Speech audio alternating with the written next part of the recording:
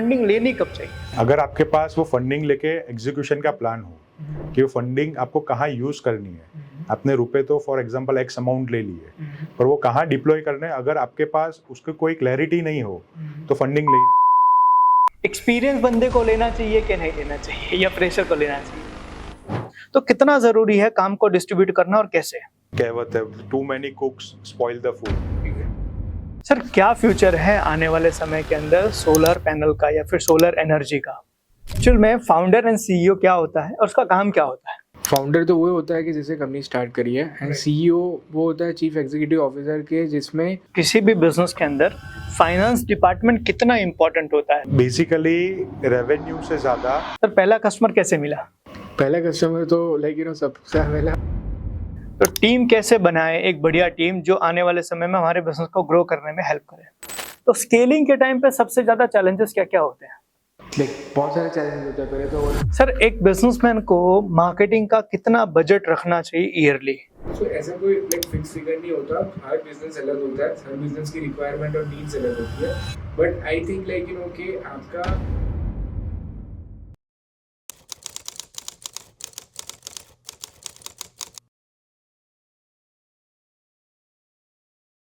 क्या आपने भविष्य देखा है? जी हाँ, मैं आपसे पूछ रहा हूँ, क्या आपने भविष्य देखा है? बहुत सारे लोग कहेंगे कि नहीं, लेकिन 5 लोगों ने भविष्य को देखा और बना दी एक बहुत बड़ी कंपनी। तो आज उन्हीं में से 2 लोगों को हम मिलेंगे और जानेंगे कि कैसे सोलेंस एनर्जी आज इतनी बड़ी कंपनी बनी और कैसे आने वाले समय के अंदर वो भारत की एनर्जी की रिक्वायरमेंट को पूरी करने वाली है। तो चलिए मिलते हैं और जानते हैं उनसे उनके बिजनेस के secret. Thank you so much sir, आप हमारे पॉडकास्ट पे आए। सर, सबसे पहले आपके बारे में जानना चाहेंगे, आप कौन हैं और आप कहाँ से आते हैं? शुरुआत सर, चिंतन सर। मेरा नाम चिंतन शाह है और I am working as a chief financial officer and a director at Solence Energy. Basically मेरा schooling born and brought up Surat में ही हुआ है। कॉलेज स्काइट यूनिवर्सिटी से हुआ है और लगभग करीबन तब से ही नंबर से खेलता आया हूँ, इसीलिए अभी फाइनेंस में हूँ। Great great great. सर, आपके बारे में? मैं यश सरवड़ी हूँ। मेरा भी born and brought up Surat से ही हुआ है। I am founder and CEO at Solence Energy. मैं एक केमिकल इंजीनियर हूँ और हम लोग भी स्काइट यूनिवर्सिटी से ही पढ़े हैं। And then after I have done executive MBA from IIM Calcutta, जो प्रोग्राम में मेरे को बहुत सारी मैनेजमेंट स्किल्स सीखी थी और मैंने एक 2 साल जॉब भी करी है, जिससे मेरे को एक्सपीरियंस है कॉर्पोरेट्स कैसे चलते हैं, कैसे मार्केट चलते हैं। एंड आफ्टर सोलेंस को हम लोगों ने एस्टैब्लिश किया। Great sir. सर, आपके साथ 3 लोग और हैं, वो कौन है, जरा उनके बारे में बताइए। तो हम लोग सब कॉलेज फ्रेंड्स ही है, कॉलेज के सेम बेंच पे पढ़े हुए। मैं हूँ, नीलेश शाह है, भूषण पर्वत है जो भी केमिकल इंजीनियर है, सेम बैच सेम। चिंतन हमारा जूनियर था कॉलेज में, और मनीष शाह है कि वो भी हमारे रिलेशन में ही है। और बेसिकली सारे लोग यंग है, डायनेमिक है, और एज ए टीम हम लोग अनस्टॉपेबल है। ग्रेट, बढ़िया। सो आप सब लोग सर एक ही कॉलेज या एक ही जगह से आप पढ़े हैं? आप सब 4 जन एक ही जगह से हैं। ओके, और सेम कॉलेज से? ये सेम कॉलेज, और उसमें से 3 जन तो सेम बेंच पे पड़े हुए हैं। सेम बेंच पे? हाँ। ग्रेट। तो सर, कई बार मैंने देखा हुआ है फ्रेंड्स तो बन जाते हैं बट साथ में बिजनेस नहीं बना पाते, क्योंकि लगभग आज सबके दोस्त होंगे, लेकिन सबके दोस्त उनके बिजनेस पार्टनर हैं ऐसा जरूरी नहीं है और लगभग नहीं होते हैं। तो सर, आप लोगों ने ऐसा क्या किया कि आप सब लोग दोस्त भी थे और आज बिजनेस पार्टनर भी साथ में हैं? सर, उसमें बहुत सारी चीज़ें होती है, पर जो इम्पोर्टेंट चीज़ें क्या होती है, एक तो एथिक्स, इंटीग्रिटी और ट्रस्ट। ये चीज़ आपको अगर सेम वाइब हो रही है, मैच हो रही है और सेम विजन है, तो आप अनस्टॉपेबल, आपको कोई नहीं रोक सकता। फ्रेंड्स तो आज बहुत सारे हैं, पर सेम विजन वाले होने से कंपनी फॉर्म होती है। ग्रेट। सर, कंपनी के बारे में बताइए, सोलेंस एनर्जी क्या है? सोलेंस एनर्जी एक सोलर टेक ईपीसी कंपनी है। हम लोगों ने कि ईपीसी सेगमेंट जो होता है, engineering procurement construction of solar plants, जो सोलर प्लांट्स आप देखते हो रूफ पे बन रहा है या ग्राउंड माउंटेड पे बन रहा है, वो काम बनाने का काम हम लोग करते हैं या सोलर ईपीसी करती है। हम लोगों ने बहुत सारा टेक इन्वॉल्व किया है ये सेक्टर में, कि जिससे कंज्यूमर्स की नीड हम लोग अच्छे से समझ पाए और कंज्यूमर को चॉइस दे पाए। सो बेसिकली जब हम लोगों ने कंपनी स्टार्ट की थी तब कोई प्लेटफॉर्म नहीं था। आप सोलर लेने जाओगे तो आप क्या करोगे? आप जब आज काइंड ऑफ कोई भी चीज़ लेनी चाहते हो तो आप जाते हो अमेजोन पे, आप जाते हो फ्लिपकार्ट पे, ऐसा कोई मार्केट प्लेस पे जाते हो और आप सर्च करते हो। जैसे आपको आईफोन चाहिए तो आप हर स्टोर में आईफोन की प्राइस चेक करोगे, कंपेयर करोगे एंड देन आफ्टर लोगे। बट सोलर के लिए ऐसा कोई स्टोर या ऐसी कोई ऑनलाइन एप्लीकेशन है ही थी नहीं जब हम लोगों ने चालू किया था। तो हम लोगों ने नीड समझी कि लेकिन आज सब कुछ आज एक ऑनलाइन प्लेटफॉर्म्स पे मिल रहा है, तो हम लोग अपने घर पर कितना सोलर पैनल लगाना चाहिए वो भी पता नहीं चल रहा और कितने का आएगा वो भी पता नहीं चल रहा। तो हम लोगों ने बेसिक प्रॉब्लम से स्टार्ट किया कि कंज्यूमर को कितना सोलर पैनल चाहिए वो उसको पता चलना चाहिए, क्योंकि ये एक टेक्निकल टर्म होती है किलोवाट। हम लोग like day in day life में लीटर यूज करते हैं, किलोग्राम यूज करते हैं, बट किलोवाट यूज नहीं करते, करेक्ट? तो किलोवाट पता नहीं चलता किसी को। तो हम लोगों ने एक एप्लीकेशन ही बनाई कि जिसमें आप अपना इलेक्ट्रिसिटी बिल स्कैन करो या पुट करो कि 5,000 रुपये इलेक्ट्रिसिटी बिल आता है, वो कैलकुलेट होके आपको पता चलेगा कितनी किलोवाट की रिक्वायरमेंट है आपको, जिससे आपका बिल जीरो हो सके। सो बेसिकली लेकिन उस वे में हम लोगों ने टेक से स्टार्ट किया था धीरे धीरे एंड एक लेकिन धीरे धीरे कंपनी इवॉल्व होती गई, सेगमेंट्स इवॉल्व होते रहे एंड लेकिन now we are solar developer. देखा ना, हम लोग सारे सोलर पार्क्स डेवलप कर रहे हैं। ग्रेट सर, बहुत बढ़िया सर। इसके पीछे का इंस्पिरेशन कौन है कि आज हम इस इंडस्ट्री में आए? कोई इंस्पिरेशन रहा है? सो बेसिकली हम लोगों ने जब स्टार्ट किया था ना तो लाइक चिंतन is like looking at the finance background, तो लेकिन हम लोग सब गुजरातीज है, हम लोग सब सूरतीज है।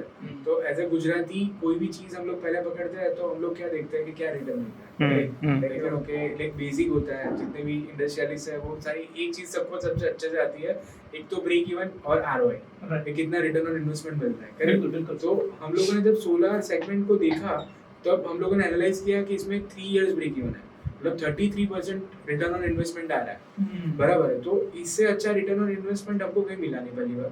दूसरा, ये जो रिटर्न है वो 25 साल के लिए है, क्योंकि 25 साल सोलर पैनल की वारंटी होती है। तो ये क्यूमुलेटिवली आप देखोगे, कंपाउंडिंग का रूल सबको पता है। तो बेसिकली लेकिन कंपाउंड होके बहुत बड़ा वैल्यू क्रिएट करता है for society, for the economy, but awareness नहीं थी। आज भी लोगों को सोलर बहुत ज़्यादा कॉम्प्लेक्स लगता है, तो उसको हम लोगों ने सिंप्लीफाई करने के लिए ये चीज़ को हमने चूज किया और ये एक IT एप्लीकेशन को चूज किया जिससे हम लोग स्केलेबिलिटी पे ला पाए उसको। राइट, ग्रेट, बढ़िया। तो सर, जब आप सब लोगों ने मिलकर कंपनी को स्टार्ट किया और आज लगभग 5-6 साल लगभग होने को आए हैं, बीच में कॉन्फ्लिक्ट भी होते होंगे। फ्रेंड्स है तो कई बार किसी बात पे नहीं बनता है किसी को कोई चीज़ अच्छी लगती है, किसी को कोई चीज़ अच्छी नहीं। उस सिचुएशन में क्या करते हैं आप लोग? सर, उसमें पॉइंट ऑफ व्यू अलग अलग होना ही चाहिए, ओपिनियन मेरे हिसाब से अलग होना ही चाहिए। सबके ओपिनियन अगर सेम है तो कंपनी ग्रो नहीं करती है।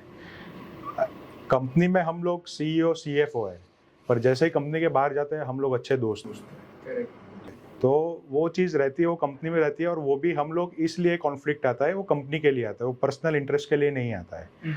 और गुजराती में कहावत भी है, आप लोग जो भी उसका समर्थन या विरोध कर रहे हो विचार का करो, व्यक्ति का नहीं।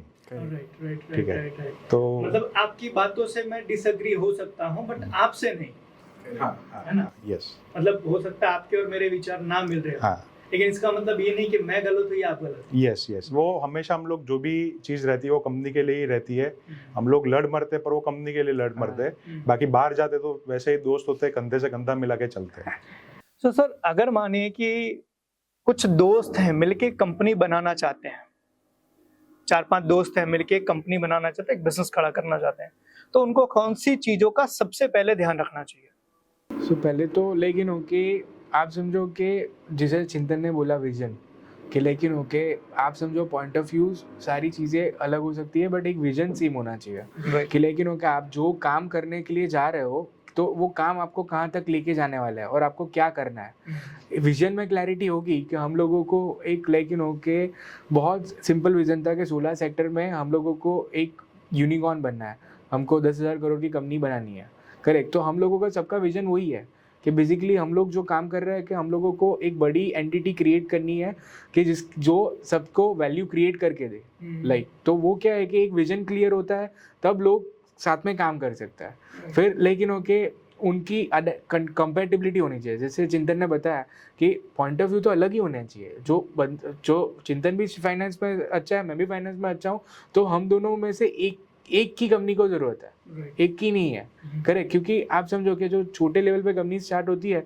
तो आपके जो डिपार्टमेंट अलग नहीं है, जो आपकी एक्सपर्टीज अलग नहीं है, तो फिर कॉन्फ्लिक्ट बहुत ज़्यादा होता है और वो पॉइंट ऑफ व्यू में होता है, बराबर है।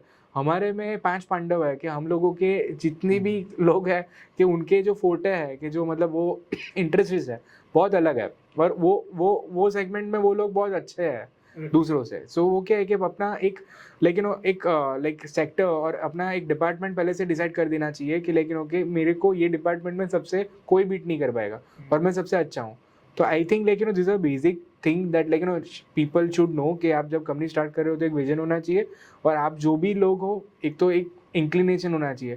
जैसे हम लोग फ्रेंड्स हैं, कॉलेज में हम लोगों ने चिंतन में सबने साथ में काम किया है बहुत टाइम पे, तो हमको पता है कि किसकी कितना वर्किंग एफिशिएंसी है, कौन कितना हद तक काम कर सकता है। और लेकिन ओके हमको हमारा फ्लॉ सबको एक दूसरे के फ्लॉज और एक दूसरे के जो लेकिन अच्छे पॉइंट्स है बहुत अच्छे से पता है। So once you know the person कि भाई ये काम में इसका प्रॉब्लम होगा, मैं उसको हेल्प कर देता हूँ, तो वो वे में जल्दी चीज़ें होती है। ग्रेट, बढ़िया। सर आप सब लोग दोस्त हैं, कॉलेज में साथ में रहे, एक दूसरे के प्लस माइनस पता होंगे, तो कभी कभी ऐसा करते हैं कि एक दूसरे के माइनस का इस्तेमाल भी होता है? नहीं, ऐसे देखो हंसने के लिए ठीक है कि भाई बाहर यूज करते हैं, बट एज अ कंपनी में नहीं। कंपनी में उनकी जो वीकनेस है वो हमारी स्ट्रेंथ बनाते हैं। करेक्ट, ठीक है, क्योंकि आज कोई भी पर्सन है तो उसका प्रोज एंड कॉन्स रहेगा, उसका स्ट्रेंथ और वीकनेस रहेगा ही। तो उसकी वीकनेस में मैं कैसे स्ट्रेंथ बन सकता हूँ और मेरे वीकनेस में वो कैसे स्ट्रेंथ बन सकता है, हम लोग उसी पे ही काम करते हैं। ग्रेट सर, कई बार हम जब बिजनेस को कंसल्ट करते हैं, ट्रेन करते हैं, तो हम एक चीज बताते हैं कि आप फ्रेंड्स हो या फैमिली मेंबर्स हो, आप एक कंपनी बना रहे हो, एक सेफ्टी नेट लगाओ, and the safety net should be your rules, your policies, your systems. कि आपने अगर अपने लिए पॉलिसीज की ऑनर्स हैं तो ऑनर के लिए ये रूल रहेगा, आपको पसंद हो या आपको ना पसंद हो, you have to follow this. आपको अच्छा लगे या ना लगे, ये पॉलिसी आपको माननी पड़ेगी। आपको अच्छा लगे या ना लगे, आपको ये करना है या नहीं करना है। अगर ये पहले से ही डिफाइन हो गया है ऑनर्स के लिए, तो लगभग रिश्तों में दरार नहीं आती। अक्सर कर मैंने देखा है कि जब दोस्ती टूटती है या पार्टनरशिप टूटती है तो कई बार रिश्ते पर्सनल भी खत्म हो जाते हैं, राइट? और वो पर्सनल रिश्ते खत्म इसलिए होते हैं क्योंकि उन्होंने सेफ्टी नेट नहीं लगाई कि प्रोफेशनल एंड पर्सनल दोनों डिफरेंट होना चाहिए। हमारी प्रोफेशनल लाइफ हमारी बिगड़ रही है या प्रोफेशनल लाइफ को हम यहीं पर एंड कर रहे हैं, पर्सनल लाइफ एंड नहीं होनी चाहिए। For that you need to be the policy and systems. तो ये कहीं ना कहीं हर बिजनेसमैन को, पार्टनरशिप के बिजनेसमैन को अपने बिजनेस में बनाना बहुत जरूरी है, और कई बार हम ये चीज लोगों को सिखाते हैं। ग्रेट सर, बढ़िया। सर आप सब जैसे दोस्त हैं और आप सब लोगों ने मेरे हिसाब से अपने काम डिवाइड किए होंगे, तो कौन कौन सा काम आप लोग का क्या क्या कौन कौन करता है? आप क्या करते हैं सर? मैं जनरली फाइनेंस देखता हूँ और लाइजनिंग देखता हूँ, जो भी गवर्नमेंट साइड से आता है। तो टोटली कोई भी कंपनी का फाइनेंस का पार्ट हो, चाहे वो रेवेन्यू हो या बैंक लोन हो या कुछ भी हो, फाइनेंस रिलेटेड कुछ भी हो, यस। सर आप? मैं ओवरऑल ग्रोथ पे फोकस करता हूँ, सेल्स एंड मार्केटिंग है उस पे मैं ज़्यादा फोकस करता हूँ। राइट, और बाकी हमारे जो लोग हैं? मनीष भाई जो ऑपरेशन देखता है पूरा, like end to end operation of the from starting from the residential to compounded and like other technical stuffs. लाइक नीलेश है वो सेल्स देखता है, चीफ सेल्स ऑफिसर है, तो सेल्स का लाइक उनके सारी चीज़ें स्ट्रीमलाइन है कि नहीं है, फिर सप्लाई चेन है वो देखता है। और भूषण पर्वत है वो लाइक चीफ टेक्निकल ऑफिसर है, कि जो बेसिकली जितने भी लाइक टेक्निकल प्रॉब्लम्स आते हैं लेकिन वो ट्रबल शूटिंग करना रहता है और वो सारी चीज़ें लेकिन वो पूरा करता है। ग्रेट सर, ये कितना इम्पोर्टेंस है काम को डिस्ट्रीब्यूट करना, बिकॉज बहुत जगह पर पार्टनर्स होते हैं या फैमिलीज होते हैं तो एक ही काम को 4 लोग मिलके करते हैं और वो काम होता भी नहीं है, और बाद में एक दूसरे पर ब्लेम करते हैं कि ये तुम्हारे कारण नहीं हुआ, ये तुम्हारे कारण नहीं हुआ। तो कितना जरूरी है काम को डिस्ट्रीब्यूट करना और कैसे? एक कहावत है, too many cooks spoil the food. तो एक ही चीज़ में सभी लोग रहेंगे तो काम भी नहीं होगा और काम बनेगा भी नहीं। आज कोई भी कंपनी में जाओ, या हम तो समझो कि एक छोटी कंपनी है जो बड़ी बनने जा रही है, और आप बड़े कॉरपोरेट कोई भी ले लो, तो उसमें चाहे कोई भी ओनर हो, वो अकेला एक काम नहीं करता, वो डेलीगेशन करता है। तो delegation is the key to growth. Key to success. अगर आप कोई भी चीज़ को डेलीगेट नहीं करोगे और खुद से ही करते रहोगे तो आप वो उतने बड़ी कंपनी नहीं बन पाओगे और जो चीज़ कर रहे हो उसमें आप सफल भी नहीं हो पाओगे। राइट, दैट इनकी डेलीगेशन बहुत जरूरी है। तो इन द सेंस कि सबसे ज्यादा जरूरी है कि एक दूसरे को पहले ना जिस चीज में जो बंदा एक्सपर्ट है उसको उस काम का डेलीगेशन कर दो। ग्रेट सर, जैसे कि आप लोगों ने जब बिजनेस को शुरू किया होगा, आई थिंक 2021 में आपने स्टार्ट किया, राइट ना? तो उस टाइम पे तो इस इंडस्ट्री में उतना ज्यादा लोगों का नजर नहीं था, इतनी ज्यादा बूमिंग इंडस्ट्री नहीं थी, इनिशियल लेवल पे थी। उस टाइम पर सर आपको बहुत स्ट्रगल आए होंगे। क्या क्या स्ट्रगल आई थी सर, उनको कैसे आपने ओवरकम किया? तब स्ट्रगल सर ऐसी थी कि लोगों को अवेयरनेस उतना नहीं था कि सोलर क्या है। उनको सोलर एग्जैक्टली समझाना पड़ता। बहुत सारे तो ऐसे थे कि सोलर कभी देखा ही नहीं है। तो वो चीज़ को ट्रस्ट लाने में वो चैलेंजेस वो बहुत बड़ी थी। पैसे हमारे लिए कभी भी चैलेंज नहीं था। ट्रस्ट एक चीज़ ऐसी है कि सोलर कोई 2-5 रुपए की चीज़ नहीं है। सोलर आप छोटा घर का भी लेने जाओ तो 2 लाख से चालू होता है। और आज मेरे को भी कहीं पे 2 लाख स्पेंड करना हो या आपको भी करना हो, आप 10 जगह इंक्वायरी करोगे, आप 10 बार सोचोगे, उसके बाद डालो। बिल्कुल सही बात। तो मेन जो ट्रस्ट लाना था वही हमारे लिए बिगेस्ट चैलेंज थी। और तब हम लोग थे शायद 22-23 के होंगे तब। आज 2 लाख रुपए किसी 22-23 साल के आदमी को के ऊपर ट्रस्ट करना, मतलब वो चीज़ एक चैलेंजिंग तब थी, पर उसको भी हमने ओवरकम किया। हमने जो हमारी इनोवेशन थी, एप्लीकेशन की टेक्नोलॉजी थी, क्या थी, सब उनको समझाया प्रॉपर तरीके से। तब सबने स्टार्ट किया ट्रस्ट करना और उसके बाद वही कस्टमर आज हमारा मार्केटिंग कर रहा है। ग्रेट, बढ़िया सर। पहला कस्टमर कैसे मिला? पहला कस्टमर तो सबसे पहला मेरा घर ही था एक्चुअली। लेकिन सबसे पहले तो हम लोगों को कुछ भी चीज़ मार्केट में बेचनी होती है तो हम लोग पहले अपने आप पे ही एक्सपेरिमेंट करते हैं कि लेकिन आपने आप पे मतलब मेरे घर पे ही हम लोगों को सोलर पैनल लगाना था। तो हम लोगों ने सोलर पैनल लगवाया, देखा कि भाई रिजल्ट आ रहा है कि नहीं आ रहा, जो यूनिट कमिटमेंट है, प्रोडक्शन कमिटमेंट्स है, वो हो रहे हैं नहीं हो रहा है, बिल में सेटअप हो रहा है नहीं हो रहा। तो हम लोगों ने पहले सब्सिडीज़ है तो सब्सिडीज़ कैसे लिंक हो रही है, कैसे है, तो वो हम लोगों ने पहले हमारे घर पे स्टार्ट किया। फिर हम लोगों ने उसको समझा कि लेकिन ये return is not a on paper, वो रियलिस्टिक है, आपको एक्चुअली वो रिटर्न मिल रहा है और वो नंबर्स जो भी हम लोग दिखा रहे हैं वो नंबर्स एक्चुअली आ रहे हैं।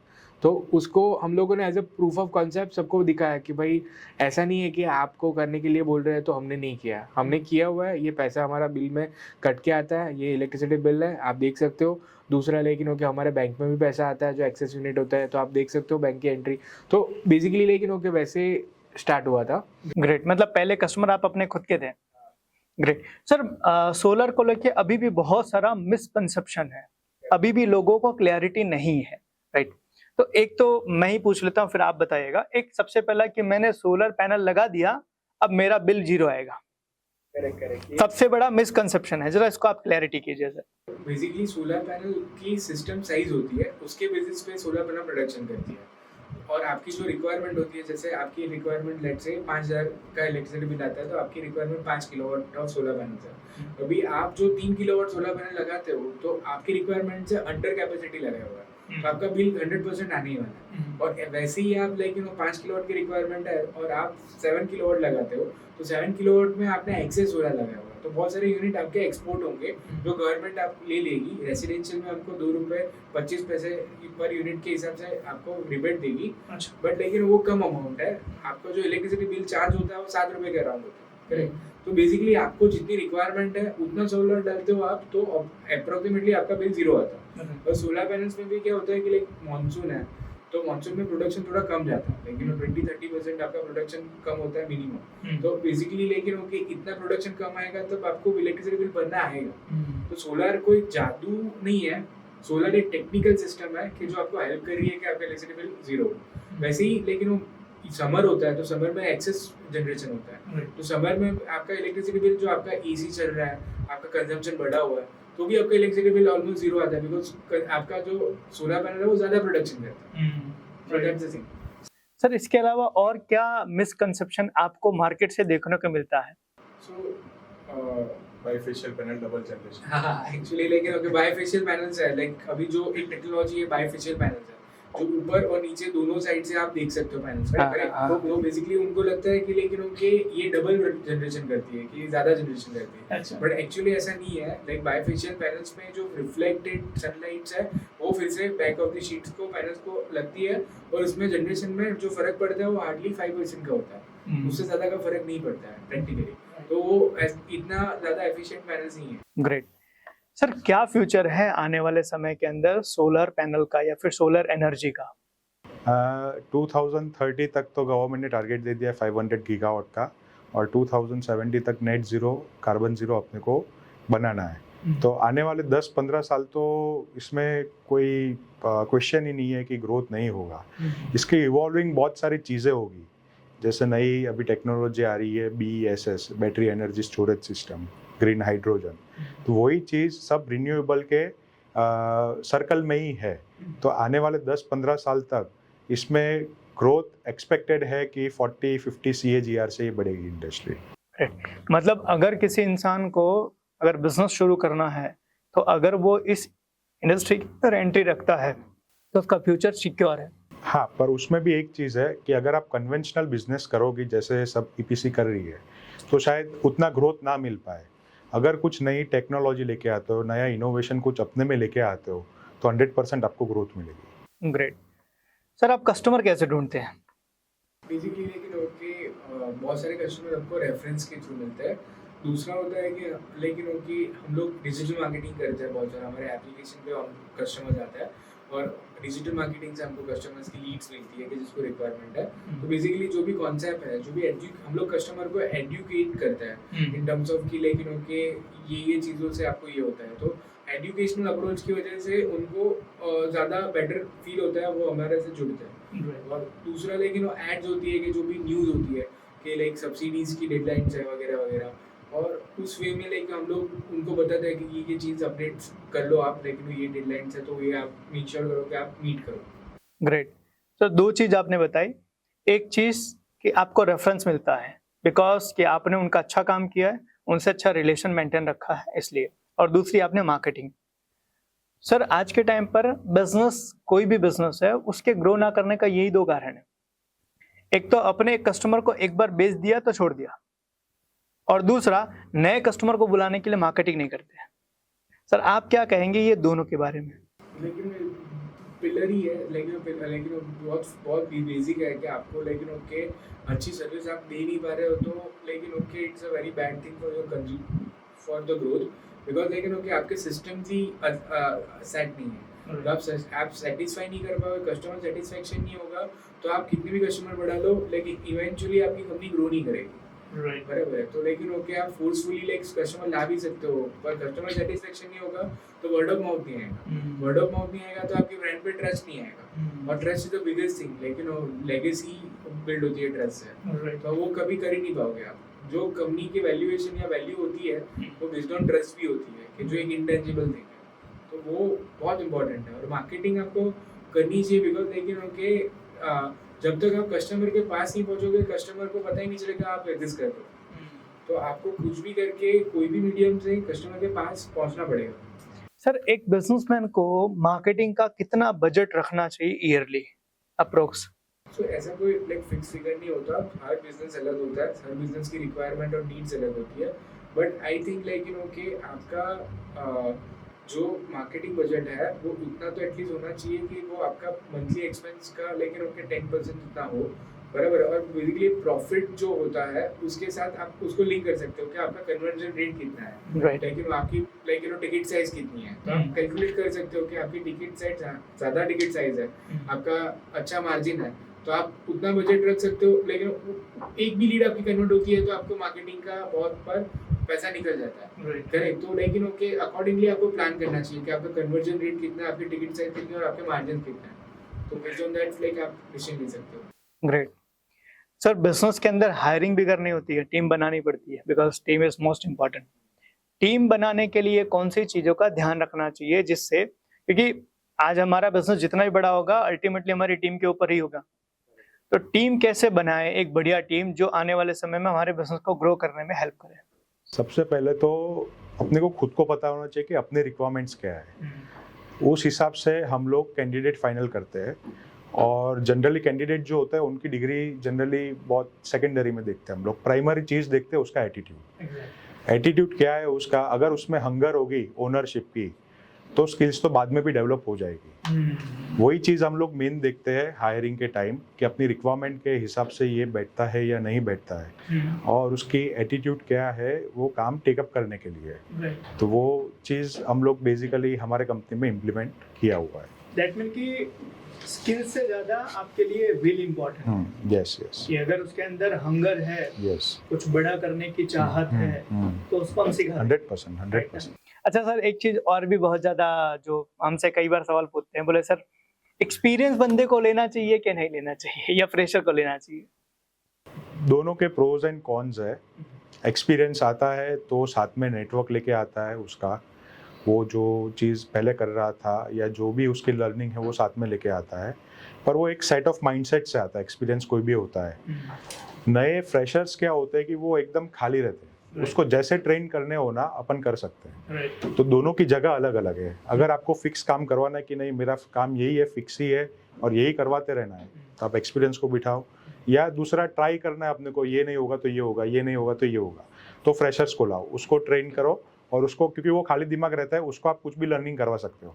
एक्सपीरियंस रहता है उसको अनलर्न करवा के नया लर्न करवाना पड़ता है। अभी सर कल के दिन में मेरे एक पर्सन के साथ मीटिंग हुई and he is very good person, बहुत अच्छा बिजनेस कर रहे हैं।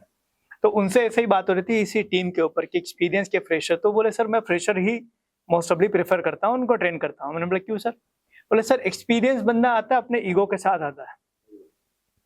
आप एक्सपीरियंस को आप कुछ सिखाओगे तो उसका ईगो अड़ाया जाता है कि अरे मैं तो इस कंपनी में इतने साल से था, मैं तो इस इंडस्ट्री में इतने साल से हूँ, आप मेरे को क्या सिखाओगे? और जिसके कारण वो मोल्ड होने को तैयार नहीं होता। इसलिए बोला कि पहले अनलर्न करवाना पड़ता है, वो डिफिकल्ट होता है क्योंकि लोग एक बार जो सीख जाते हैं उसको भूलते नहीं है। ग्रेट, बढ़िया सर। एक और बढ़िया चीज जो मैंने आप लोग के बारे में सुनी, आप लोग शार्क टैंक के अंदर भी गए थे। तो सर सबसे पहले बताइए शार्क टैंक के अंदर जाने का प्रोसेस क्या है? बहुत सारे लोग फंडिंग के लिए बोलते हैं हमें कि सर फंडिंग चाहिए, हम कैसे जा सकते हैं? तो सर सबसे पहले शार्क टैंक जाने का तरीका क्या है, कैसे जाते हैं शार्क टैंक? शार्क टैंक में एक्चुअली यह ज़्यादा बेहतर समझा पाएगा, उसने प्रोसेस पूरा किया था। Yes sir. तो बेसिकली एक फॉर्म होता है शार्क टैंक का, वो अपने को फिल करना रहता है। उसके बाद जैसे फॉर्म आपने फिल किया, उसके बाद आपको 2 मिनट्स का वीडियो बनाना पड़ता है, जिसमें आप अपनी कंपनी को इंट्रोड्यूस कर रहे हो, और लेकिन इन अ वे कि जो अट्रैक्टिव है। बराबर है। फिर उसके बाद आपने जैसे वीडियो पोस्ट कर दिया, फिर आपको ऑडिशन के लिए कॉल आता है बॉम्बे। बॉम्बे में शार्क्स नहीं होते, उनकी लाइक सोनी लिव की टीम होती है ये जो आपका ऑडिशन लेती है। बट लाइक जो भी शार्क्स क्वेश्चन पूछेंगे वैसे ही क्वेश्चन वो लोग पूछते हैं। बराबर। तो आपके कंपनीज के नंबर्स, आपका कंपनी का ग्रोथ ट्रेजेक्टरी, आप कैसे आगे बढ़ा रहे हो कंपनी को, आपका मार्केट, आपकी प्रोडक्ट्स, वो उस सारी चीज़ों के लिए अराउंड एक क्वेश्चन होता है, तो वो आपको आंसर करने पड़ते होते हैं। इफ इट गोज वेल तो आपको शार्क टैंक के फाइनल शूट का मेल आता है।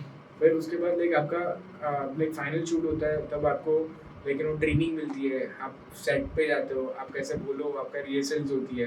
तो उस वे में लेकिन उनकी आपकी प्रोडक्ट कैसे मास को पता चले, तो वैसे वो लोग आपको लेकिन उनके 2-3 चीज़ें सिखाते हैं। जैसे शार्क टैंक स्टार्ट होता है तो 2 मिनट की पिच हर को आके देता है। वो काइंड ऑफ स्क्रिप्टेड होती है कि भाई वो बेसिकली जितने भी लोग होते हैं उधर पैकेट में, वो सिखाते हैं कि ऐसे आप बात करोगे, ये ऐसे आप अपनी ब्रांड को रखोगे तो ज़्यादा बेटर है। But it depends on the founder कि भाई लेकिन आपको उसमें से कितना बोलना है, क्या सिलेक्ट करना है, क्या कट करना है।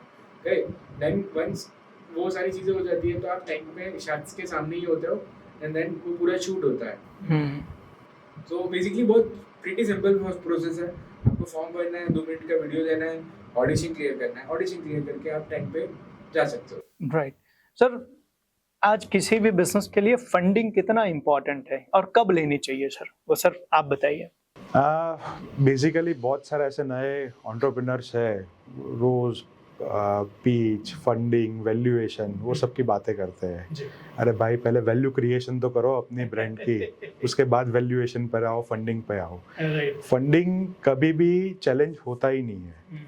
आप अगर वैल्यू क्रिएट अच्छे से करते हो, रेवेन्यू करते हो, तो रेवेन्यू ही आपका फंडिंग है, उसके बाद जाओ। और स्टार्टिंग से ही आप फंडिंग लेके कैश बर्न करते हो तो ज़्यादा लॉन्ग टाइम वो टिकता नहीं है वो चीज़। तो फंडिंग से पहले आप क्या वैल्यू बना रहे हो, सोसाइटी को क्या इम्पैक्ट हो रहा है, वो चीज़ से क्या आप कस्टमर को दे पाओगे, तो वो चीज़ आप पहले फिगर आउट करो, उसके बाद फंडिंग लेने जाओ, उसके बाद ये वैल्यूएशन का और वो सब का आप गेम खेलो। सर कहीं आज ऐसा तो नहीं है, मुझे जो कई बार ये चीज लगता है कि ये फंडिंग वाला जो लोग बात करते हैं कि ये फंडिंग उठा दी, वो फंडिंग उठा ली, इसके पीछे कहीं कोई बबल तो नहीं है कि आने वाले समय के अंदर वो फूटेगा और आने वाले, क्योंकि सर आज इंडिया का डेटा ये कहता है कि 95% बिजनेस 10 साल के अंदर बंद हो जा रहे हैं। 95% जो स्टार्टअप हैं वो 10 साल के अंदर बंद हो जा रहे हैं, और बंद होने की वजह जब देखी जा रही है तो सबसे बड़ा यही आ रहा है कि उनके पास कैश नहीं था, सैलरीज देने के लिए कैश नहीं था, ऑपरेशन चलाने के लिए कैश नहीं था, मार्केटिंग करने के लिए उनके पास कैश नहीं था, और उन्होंने उसके पहले फंडिंग खूब उठाई, और फंडिंग उठाई उसके बाद उन्होंने अपना घर बना लिया, अपनी गाड़ी बना ली, अपनी लाइफस्टाइल मतलब एक कैटेगरी की बना ली, ये सारी चीजें कर ली, और कंपनी जो थी वो फंडिंग के दम पे चल रही थी। फंडिंग खत्म, उसके बाद में उनकी कंपनी के ऊपर ताला लग गया। राइट, तो क्या इसके पीछे कोई बबल है सर जो आने वाले समय फूटेगा? सर ऐसा अगर आप फंडिंग और ये सब की आप अगर बात कर रहे हो तो लगभग 2010 के बाद ये सब चालू हुआ स्टार्टअप, ठीक है। तो उसके बाद बहुत इजी प्रोसेस था, अगर स्टार्टअप में फंडिंग करना हो तो इन्वेस्टर इजीली फंड कर दे देते थे। तब वो जो तब प्रोसेस थी, तब जीएमवी पे फंड दे देते थे, उसके बाद आया रेवेन्यू। अभी जितने भी इन्वेस्टर के पास आप जाओ तो पैट के बिना वो बात ही नहीं करते। अगर आपका पैट है, प्रॉफिट आफ्टर टैक्स है, प्रॉफिट है, तो वो लोग फंडिंग देने में वो लोग इंटरेस्ट रखते हैं, बाकी इंटरेस्ट नहीं रखते। और दूसरा आपने जो बोला कि जो ये बंद हो जाती है कंपनी फंडिंग की वजह से, तो उनका जब स्टार्टिंग फाउंडेशन हुआ वही फंडिंग से हुआ है। लाइक उन्होंने कोई स्ट्रगल देखे नहीं है कि आप खुद से काम करना है या छोटी ऑफिस में, या तो बड़ी ऑफिस से चालू करते हैं और लेविश लाइफ जीते हैं। अगर आज एक बार आप लेविश लाइफ जीने लगो तो नीचे क्या चैलेंजेस है ऑन ग्राउंड आपको पता ही नहीं चलेगा, और जब वो करने के लिए आए तब आप नहीं कर पाओगे और कंपनी बंद हो जाती है। लेट्स से कि आज हमने चालू किया तो हमने एक 10 बाई 10 की ऑफिस से, छोटी ऑफिस से चालू किया, तब हमने सब काम खुद से भी किया हुआ है।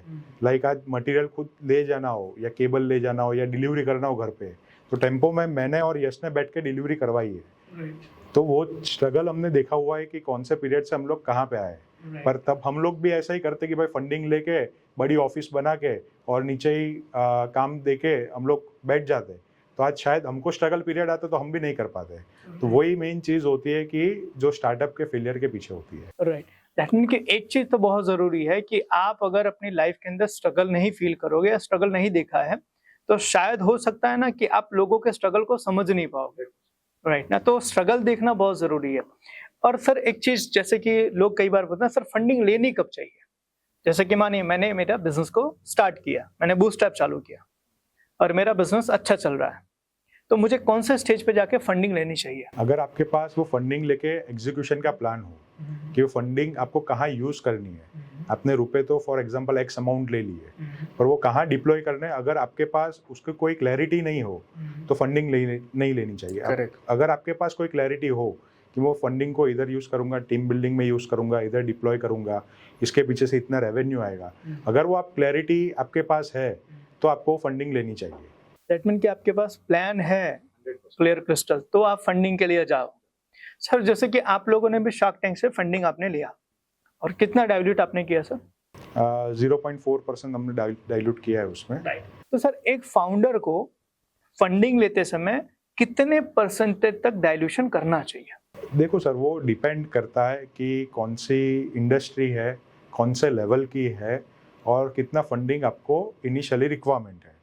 तो टोटली डिपेंड करता है कौन से सेक्टर से आ रहे हो। पर मेरे हिसाब से मानना है कि अगर आप 10-15% is a enough good amount कि आप तब तक करो तो कोई इश्यू नहीं है। अगर आप आईपीओ प्लान कर रहे हो तो तब भी आपको 25% के आजू बाजू इक्विटी डाइल्यूट करनी पड़ेगी। तो कभी भी फाउंडर को 51% से नीचे तो जाना ही नहीं चाहिए। सर कई बार मैंने कई जगह देखा है, जो मैंने पढ़ा हुआ है, लोग अपनी कंपनी के अंदर ओनली 4% के शेयर होल्डर्स हैं और वो फाउंडर थे, लेकिन आज उन्होंने अपने बिजनेस का लगभग 96% डाइल्यूट कर दिया ओनली फॉर। सर 4% के अंदर वो बिजनेस में क्या इंटरेस्ट रखेंगे? सबका पीओवी और सबका अलग अलग रहता है। मतलब अभी 4% में वो क्या कर रहे क्या नहीं कर रहे, बहुत सारा ऐसे है, मैंने देखा हुआ है कि बेसिकली वो स्केल पे होता है Scale. सर कि लेकिन ओके आपकी कंपनी जो 1 लाख करोड़ के मार्केट कैप की है और आप 4% पे हो तो ऑलरेडी आप लेकिन ओके 4,000 करोड़ के मालिक तो बेसिकली जो वो लोग करते हैं वो उनका लाइक विजन बहुत बड़ा होता है और बहुत बड़ी लेकिन ओके एग्जीक्यूशन कैपेबिलिटी होती है और टीम होती है और लाइक बहुत सारे बिजनेस होते हैं कि जिसमें फंडिंग चाहिए ही। जैसे मैन्युफैक्चरिंग बिजनेस है, आपको नया मैन्युफैक्चरिंग डालना है तो फंडिंग के अलावा कर ही नहीं सकते। आप लेबर से एक मशीन पे कितनी भी एफिशिएंसी बढ़वा लो, बराबर है, एक पॉइंट ऑफ टाइम के बाद आपको जो एक्सपांड करना है तो आपको नए मशीन ही लेने पड़ेंगे, करेक्ट। लाइक तो बहुत डिपेंड करते हैं, लेकिन इट्स कोई वैनिला आंसर नहीं है इसके लिए। Everybody have a different kind of a problem and every company have a different kind of solution, पर तो बेसिक फंडामेंटल्स होता है वो क्लियर होने चाहिए, जैसे चिंतन ने बताया। सर मेरा क्या ऐसा मानना है कि अगर आपका एक सर्टेन अमाउंट है कंपनी के अंदर या सर्टेन परसेंटेज है तो आपका सुबह ऑफिस जाने का मन करता है, लेकिन अगर आपके 4% या 5% या 10% आपकी इक्विटी है तो माइट भी हो सकता है कि आपको ऐसा लगे यार यहाँ से बढ़िया मैं इधर चला जाऊंगा। सर वो मतलब वो क्या होता है कि माइंडसेट होता है, लेकिन ओके फाउंडर्स के लिए अपनी कंपनी होती है, आप समझो। लाइक आपने ये कोई बेबी है आपका तो वो आपका ही रहेगा, आप समझो कहीं भी है तो लाइक वो एक चीज़ है। और दूसरी चीज़ क्या है कि लेकिन ओके आपका ग्रोथ ट्रेजेक्टरी क्या है आपका, लाइक जैसे मैंने बताया कि लेकिन वो 1 लाख करोड़ मार्केट कैप है, आप 10 lakh crore market cap aim कर रहे हो, आप इंटरनेशनल जा रहे हो तो लेकिन ओके वो अलग चीज़ होती है कि आप जो चीज़ आप कर ही नहीं सकते और वो चीज़ आप कर रहे हो, बराबर है, तो वो वाला थिंग होता है। और दूसरा क्या होता है, बहुत सारे कॉर्पोरेट्स में से आता है, लेकिन ओके बहुत सारे कॉर्पोरेट जॉब करके आए हुए हैं फाउंडर्स होते हैं कि उन्होंने अच्छी खासी कॉर्पोरेट्स में जॉब करी है, देन आफ्टर उन्होंने अपना कुछ चालू किया है तो उनको पता है कि वैल्यू ऑफ मनी क्या है, क्या और उनके लिए एक सेटिस्फेक्शन है कि मेरे को 4,000 crore is enough money for me for life time. Great, बढ़िया, बहुत। सर आपकी कंपनी के नाम के पीछे का थोड़ा आप बताइए, सोलेंस मतलब क्या होता है, इसके पीछे क्या कहानी है, क्यों रखा ये कंपनी का नाम? सो सोलेंस इसका मतलब होता है सन इन यूरेशियन लैंग्वेज। तो बेसिकली हमको सोलर में सन के अराउंड ही कोई नाम चाहिए था तो हम लोगों ने सोलेंस रखा उसको। लेकिन ओके हम लोगों ने ऐसा भी बना कि सोलर अलायंस, बिकॉज बहुत सारे लोगों के साथ हम लोग काम करते हैं अलायंस करके हम लोग, लेकिन ओके इसको आगे लेके जा रहे हैं। सो लेकिन वो it's also come from solar alliance and Solence is a name कि हमको लगा कि बहुत सिंपल है और लोगों को तुरंत पता चल जाता है कि ये सोलर के अराउंड है, सो दैट्स वाई। सर आज कंपनी कितनी बड़ी है और कंपनी का फ्यूचर प्लान क्या है सर? सो हम लोगों ने लास्ट ईयर लाइक 70 CR का टर्नओवर किया हुआ है और हम लोग नेक्स्ट ईयर लेकिन 100 CR प्लस का टर्नओवर करेंगे। और लेकिन ओके हम लोग जल्दी से जल्दी ट्राई कर रहे हैं कि हम लोग बहुत सारी वर्टिकल्स खोले जिसमें बैटरी एनर्जी स्टोरेज सिस्टम है, ग्रुप कैप्टिव प्रोजेक्ट्स है, लेकिन ओके इंडिपेंडेंट पावर प्रोड्यूसर्स है।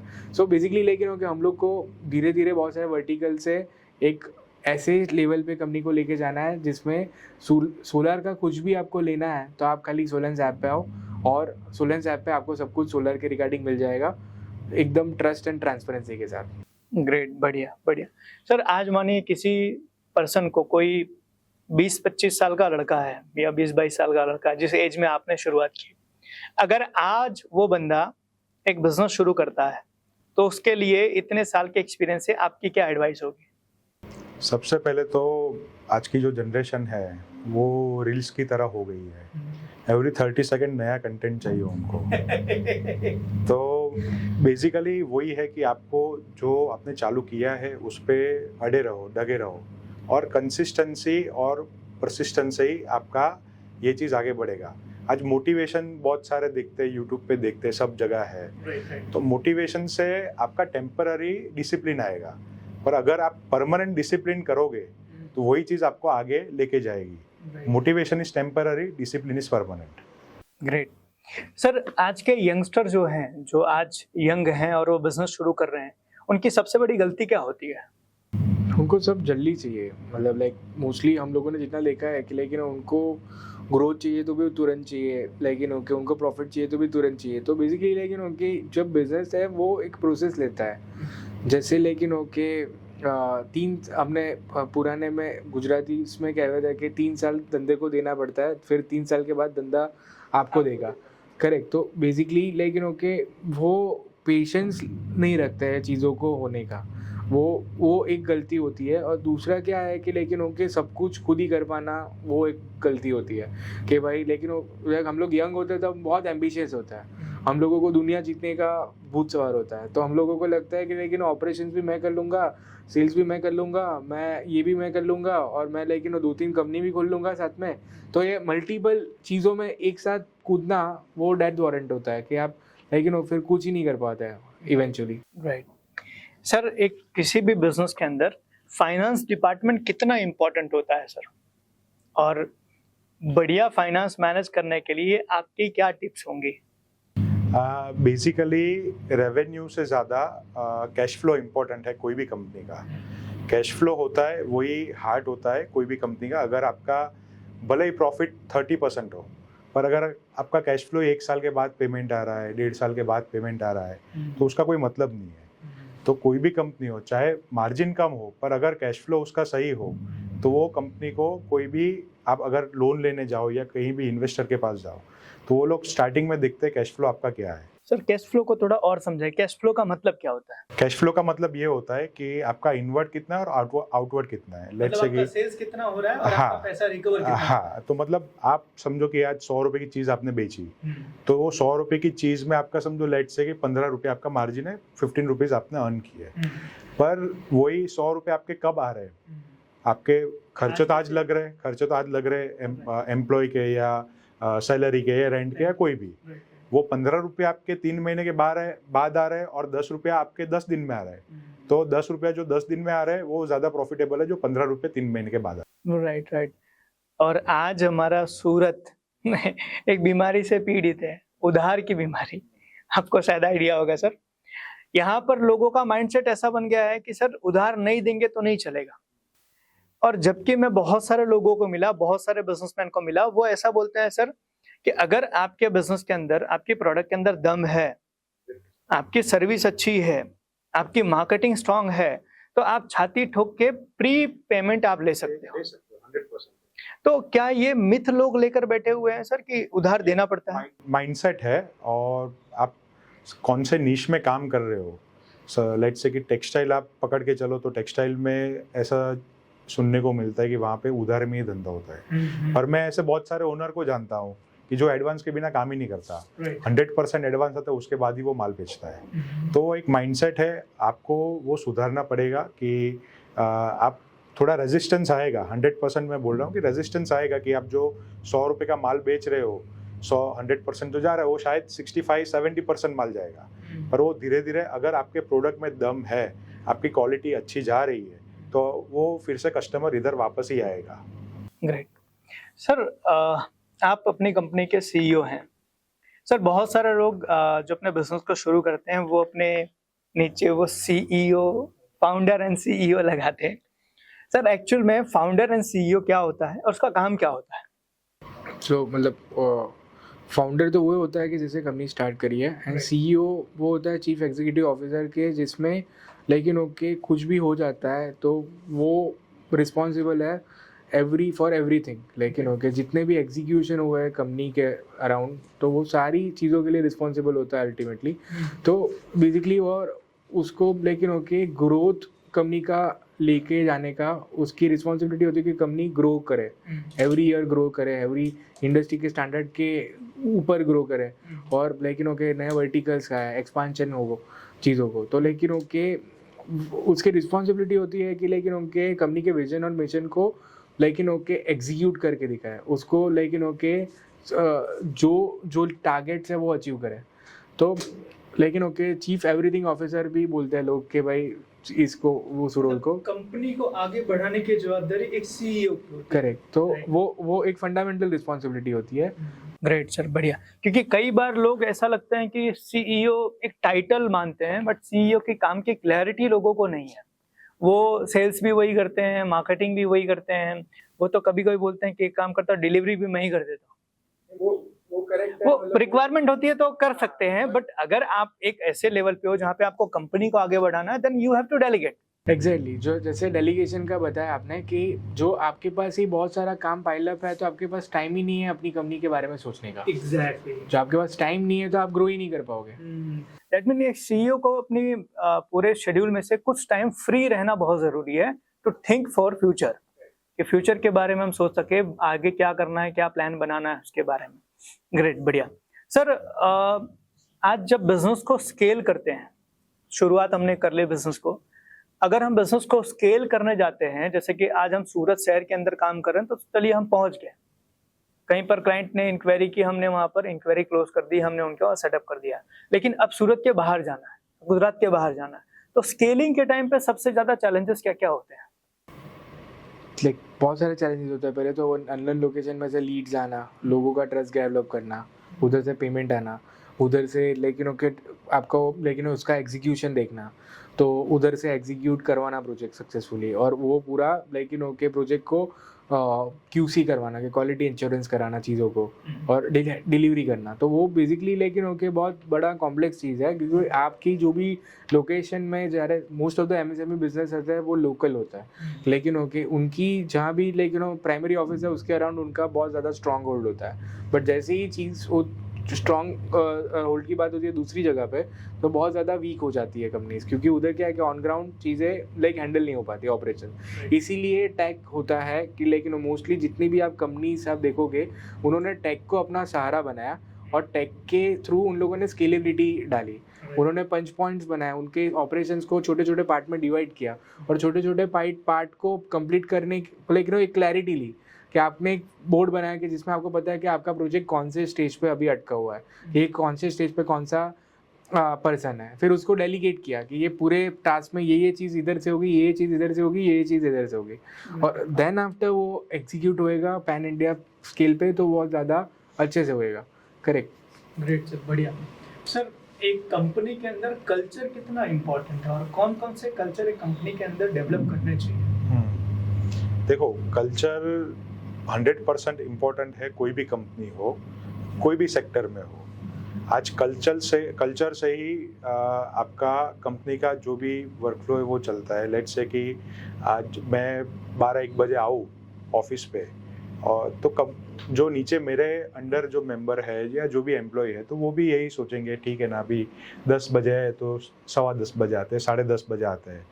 तो अपन खुद डिसिप्लिन होंगे तो ही वो लोग अपने को देख के वो डिसिप्लिन होंगे। आज कल्चर में आप ऑनेस्टी देख लो, ट्रस्ट देख लो, वैल्यू, इंटीग्रिटी, ये सब चीज़ होगी आपकी, तो कंपनी को बढ़ने से कोई नहीं रोक पाएगा। ग्रेट, बढ़िया। दैट मीन के कल्चर, आज सर कई बार हम लोगों को भी ये बताते हैं, और बहुत सारी अच्छी कंपनी में देखा है, लोग कहते हैं सर सैलरी से बंदा नहीं टिकता है लंबे टाइम पे, उसको कल्चर चाहिए, बिकॉज सैलरी उसको कहीं भी मिल जाएगी, बट जो एटमॉस्फेयर है, उसको जो वहाँ पर इनोवेशन जो मिल रहा है, उसको जो लर्निंग मिल रही है, उसको जो कहते हैं ना विजन मिल रहा है, उसको वो शायद दूसरी जगह ना मिले, तो वो आपके यहाँ पर पूरी जिंदगी काम कर सकता है, और इसको करने के लिए हमें कल्चर बनाना बहुत जरूरी है। ग्रेट, बढ़िया सर। भारत में सोलर इंडस्ट्री का क्या फ्यूचर है? सोलर इंडस्ट्री का भारत में बहुत अच्छा फ्यूचर है इन टर्म्स ऑफ लाइक आज हम लोग सोलर डाल रहे हैं कि लेकिन ओके अपनी इलेक्ट्रिसिटी बिल ज़ीरो करने के लिए, बट धीरे धीरे जो कंजम्पशन है, जो लेकिन ओके जैसे EV आ रही है, जैसे चार्जिंग इंफ्रा बढ़ेगा, जैसे जैसे फैक्ट्रीज़ है, जितनी भी नई टेक्नोलॉजी है उसमें लेकिन ज़्यादा कंजम्पशन ऑफ इलेक्ट्रिसिटी हो रहा है, जैसे AI आ रहा है, करेक्ट। तो लेकिन every thing gonna consume more electricity than previous year.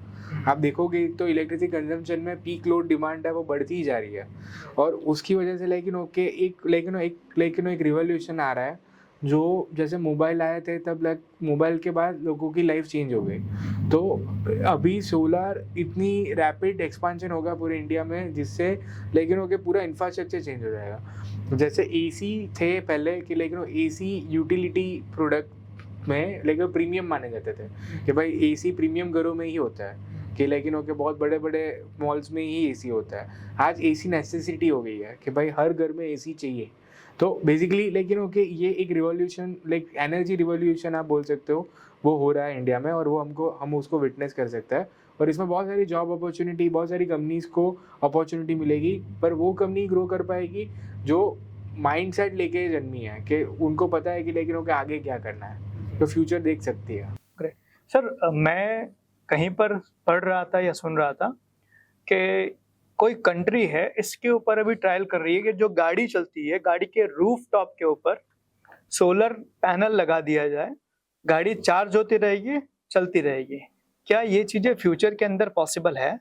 100% है, बट लेकिन ओके डिपेंड्स कि आपका रिक्वायरमेंट कितना उससे सॉल्व हो रहा है। बिकॉज लेकिन ओके जो गाड़ी की रिक्वायरमेंट होती है उसके लिए आपको बहुत बड़ी, बहुत अच्छा खासा एरिया चाहिए, और वो उस पे सोलर पैनल, सो गाड़ी के रूफ पे जितना एरिया होता है तो एक पैनल जितना ही एरिया होता है, आप खाली अप्रोक्सीमेटली देखो तो बेसिकली उतनी रिक्वायरमेंट उसकी हो जाएगी सॉल्व, बट उसको चार्ज तो करनी पड़ेगी। जस्ट लाइक आपने एग्जाम क्वेश्चन पूछा था, सोलर लगाने से इलेक्ट्रिसिटी बिल 0 हो जाता है, तो लेकिन ओके कार पे सोलर पैनल्स माउंट होगी तो उसका मतलब वो 0 नहीं हो जाएगा, बट वो उसको एक एडिशनल बेनिफिट दे देगी। कंजम्पशन पे डिपेंड करेगा, आपका कंजम्पशन कितना है। लेट्स से कि आपको 10 किलोमीटर जाना है तो कंजम्पशन को सफाइस कर लेगा, पर आपको लेट्स से कि हाईवे पे जाना है 100 किलोमीटर, वो सफाइस नहीं करेगा। सर सोलर, जैसे अभी तो हम रूफटॉप की बात कर रहे हैं कि भी अभी लोग अपने घरों पे लगा रहे हैं, सर आने वाले समय में और कहाँ कहाँ पर लोग सोलर पैनल यूज करने वाले हैं या सोलर एनर्जी का यूज करने वाले हैं? सर अभी बहुत सारी गवर्नमेंट ने पॉलिसीज भी अभी ड्राफ्ट में है और वो भी निकलेगी। पीयर टू पीयर वो लोग ट्राई कर रहे हैं। पीयर टू पीयर यानी आप एक जगह पे 500 किलोवाट लगा दिया सोलर, और उसी में से लेट्स से कि आज बिल्डिंग है तो बिल्डिंग की छतों पे एक कंस्टेंट आ जाता है कि उसके रूफ पे स्पेस नहीं है, तो लेट्स से कि आज मेरे को 5 किलोवाट चाहिए पर ऊपर रूफ में जगह 1 किलोवाट ही है, तो मैं क्या करूँगा कि जहाँ पे लगा है वहाँ से मैं अग्रीमेंट कर दूंगा कि भाई मेरे को 5 किलोवाट का सोलर तू दे दे। तो ऐसी बहुत सारी नई पॉलिसीज गवर्नमेंट ड्राफ्ट कर रही है कि जिससे हर कोई सोलर लगा सकता है, अडॉप्ट कर सकता है। आज बहुत सारी फैक्ट्रीज होती है कि जहाँ पे रूफ कंस्टेंट होता है कि भाई लाइट से कि 1 मेगावाट की रिक्वायरमेंट है, पर रूफ पे 100 किलोवाट 200 किलोवाट ही आ सकता है, पर उसको 1 मेगावाट तो डालना है। तो वो क्या करता है कि नज़दीक में सबस्टेशन के आजू बाजू कोई भी जगह लेता है और वहाँ पे वो सोलर डालता है। सोलर से जो भी इलेक्ट्रिसिटी यूनिट वो जनरेट करेगा वो सबस्टेशन को दे देगा, और जहाँ पे उसकी फैक्ट्री है उसके नज़दीक में जो भी सबस्टेशन है वहाँ से वो पावर लेगा। मतलब फ्यूचर के अंदर कहीं ना कहीं हम इस चीज़ के अंदर भी जाने वाले हैं कि एक दूसरे के through out. Yes, ground mounted solar तो हालांकि जो फैक्ट्री है वो लोग तो डाल ही रहे हैं, वो तो गवर्नमेंट ने ऑलरेडी अलाउड किया हुआ ही है और कई सालों से लोग डाल रहे हैं।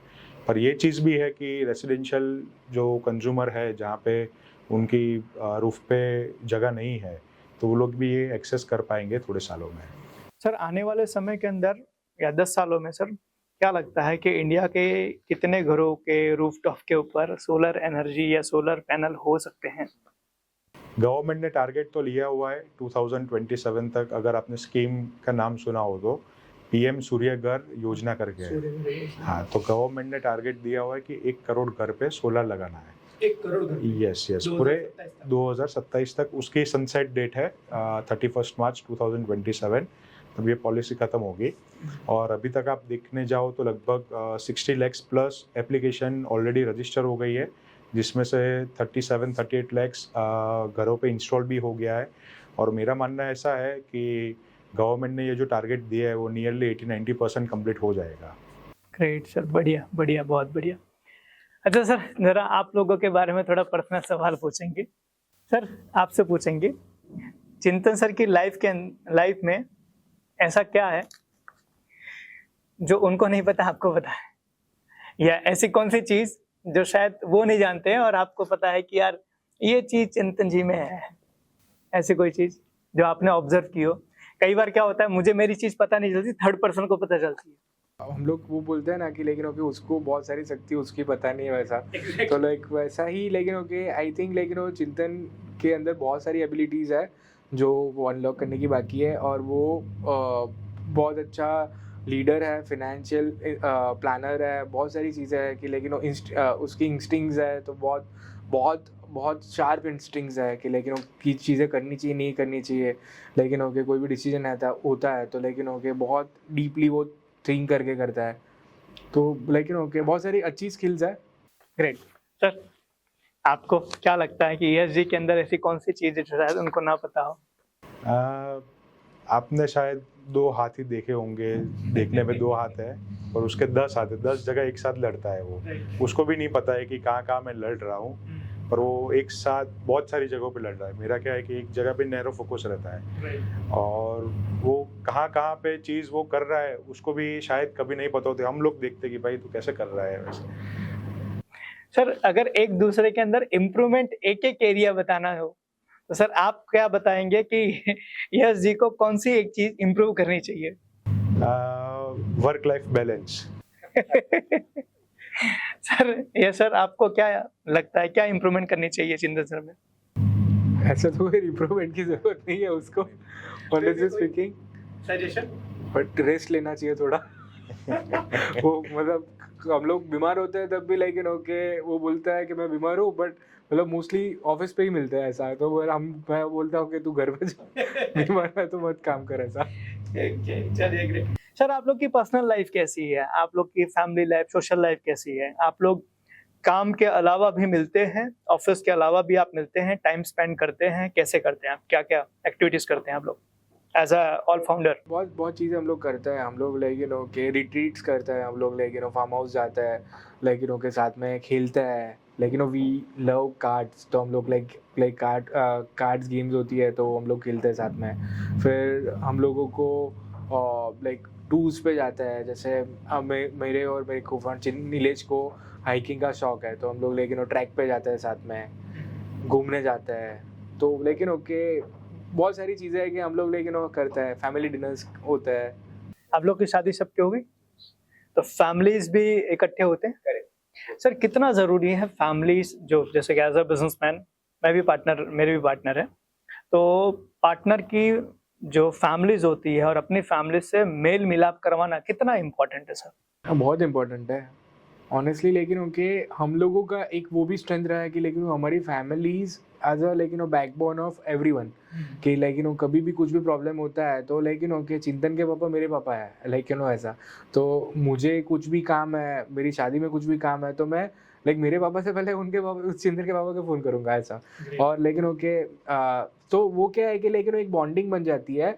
आप इतने साल साथ में रहते हो तो लेकिन ओके इट्स जस्ट इमोशंस कि लेकिन ओके कुछ भी होता है तो दे नो कि लेकिन ओके ये बंदा तो मतलब मैं फ़ोन नहीं करूँगा उससे पहले उधर पहुँच गया होगा ऐसा। ग्रेट। बहुत बार ऐसा भी होता है कि हम लोग काम में इतने ऑक्यूपाई होते हैं, हाँ। तो हमारे से ज़्यादा हमारी जो वाइफ है एक दूसरे की, वो हमारे से ज़्यादा मिलती है बाहर आउटिंग में। बढ़िया, इसलिए कंप्लेन नहीं होती। हाँ, कंप्लेंट नहीं है कि भाई नहीं तेरा वाला भी नहीं है मेरा। चलिए ग्रेट सर। सो कुछ रैपिड फायर क्वेश्चन है सर जो पूछना चाहूँगा।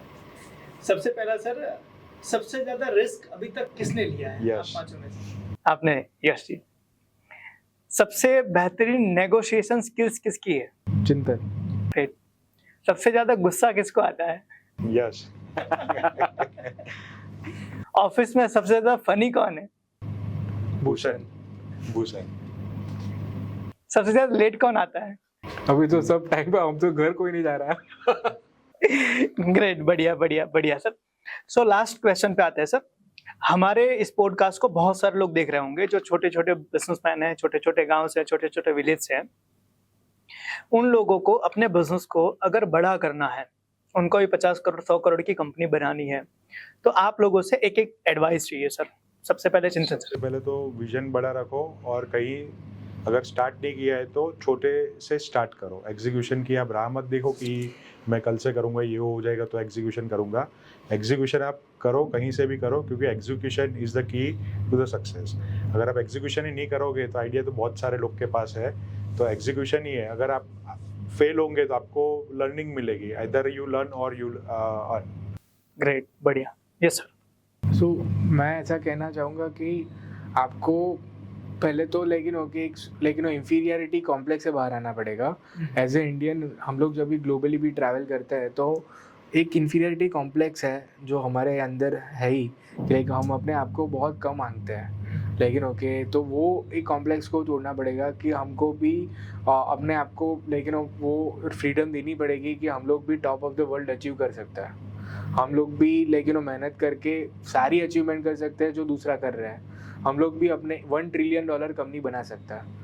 तो वो एक चीज़ है कि जो अपने को सेल्फ कॉन्फिडेंस लेके आना पड़ेगा, तो ही लेकिन ओके आगे आप काम कर पाओगे, क्योंकि वो एक लैग होता है। और दूसरा लेकिन ओके आप डटे रहो कहीं भी हो जाए, लेकिन ओके टाइम चला जाता है, टाइम ऊपर नीचे होता है धंधे में, कभी लॉस होता है कभी प्रॉफिट होता है, बट आप जो खड़े रहोगे वही जगह पे तो आपको अल्टीमेटली ग्रोथ मिलेगा ही मिलेगा। ग्रेट, बढ़िया सर। एक मेरा पर्सनल क्वेश्चन, आप लोग का कोई इंस्पिरेशन जिसको देख के आप इस इंडस्ट्री में आगे बढ़ रहे हो? वैसे इंस्पिरेशन तो बहुत सारों की ऑटोबायोग्राफी मैंने पढ़ी हुई है, जैसे सरदार वल्लभ भाई पटेल हो गए, रतन टाटा हो गए, कहाँ से उन्होंने स्टार्ट किया था और आज कहाँ पे उनकी लेगेसी क्रिएट की हुए मिस्टर रतन टाटा जी ने। तो वो चीज़ को मैं इंस्पिरेशन तरीके से लेता हूँ कि कैसे छोटे से स्टार्ट करके कहाँ से पहुँच गए, मतलब तो वो चीज़ एक सभी के लाइफ में एक ऐसा इंस्पिरेशन लीडर होना चाहिए कि जिसने क्या काम किया है छोटे से लेके आज कहाँ लेके गए हैं। ग्रेट सर, आपकी? सो स्टीव जॉब्स को मैं बहुत अच्छे से फॉलो करता हूँ और लाइक उनकी पूरी लाइफ मैंने देखी हुई है। तो बेसिकली इनोवेशन के लिए जो मैडनेस थी और जो बेसिकली लेकिन ओके आप लोग समझ नहीं पाए जो उनको रिक्वायरमेंट थी और वो समझ के उनको डिलीवर करना, तो वो एक स्किल थी जो लेकिन okay most of the conceptually founders नहीं कर पाते, लेकिन तो वो एक जो चीज़ आप बता भी नहीं पा रहे हो उसको बनाना, तो वो एक चीज़ है मेरे को बहुत अच्छी लगती है। दूसरा क्या है कि लेकिन वो टेक्नोलॉजी और इनोवेशन पे जो डेडिकेशन था उनका, कि लाइक जो भी कोई बेकार या इन्फीरियर क्वालिटी की कोई भी चीज़ होती है वो फेंक देते थे, तोड़ देते थे। तो वो लेवल ऑफ इनोवेशन के लिए प्यार होना चाहिए कि भाई अपनी कंपनी में भी कुछ अच्छी चीज़ बनी है बट लाइक वो अप टू द मार्क नहीं है, तो उसको डिस्ट्रॉय करके हम लोग और अच्छा कुछ बनाए। ग्रेट, बहुत बढ़िया सर, बहुत बढ़िया लगा आप लोगों से मिलके, बहुत अच्छा लगा। और उम्मीद करता हूँ कि हमारा ये पॉडकास्ट जिन लोगों ने भी सुना होगा उन्होंने बहुत सारा इंस्पिरेशन लिया होगा आप लोगों से, और अपने बिजनेस के अंदर वो भी कुछ ना कुछ ऐसे इम्प्लीमेंटेशन करेंगे जो आने वाले समय के अंदर एक अच्छे ब्रांड में उनको भी अपने बिजनेस को ले जाने में हेल्प मिलेगी। So thank you so much sir, आप लोग हमारे यहाँ पर आ पाए और आपने इतना वैल्यूएबल इंफॉर्मेशन दिया और अपना टाइम निकाला, उसके लिए thank you so much sir. Thank you so much sir, thank you, मज़ा आया, बहुत मज़ा आया था।